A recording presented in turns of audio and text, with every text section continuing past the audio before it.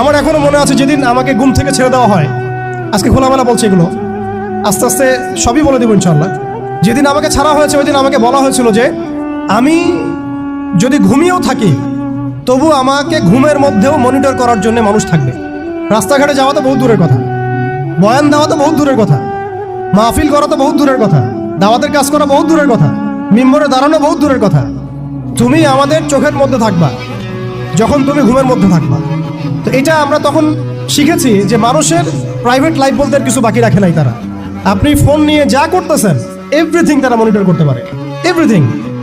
কাকে মেসেজ করতেছেন, অনেক ভাই তখন আমার সাথে দেখা করতে আসলে আমরা ইগনোর করতাম তার ভালোর জন্যই, বিকজ সে বিপদে পড়বে আমার সাথে দেখা করতে আসলে। এবং আপনি যেটা বলবেন সে বলার জায়গাটা আপনাকে দেওয়া হয় না, রাখা হয় না, আপনি ট্রিগারের সামনে আছেন। তো আল্লাহ পাকে সন্তুষ্টির জন্য কথা শুনেছি, অনেক সহ্য করেছি, মেনে নিয়েছি, গালিমন্দও খেয়েছি। আর এটাকে সুন্দর করে নাটক সাজানো হয়েছিল যে পারিবারিক কলহের কারণে আত্মগোপনে চলে গেছে।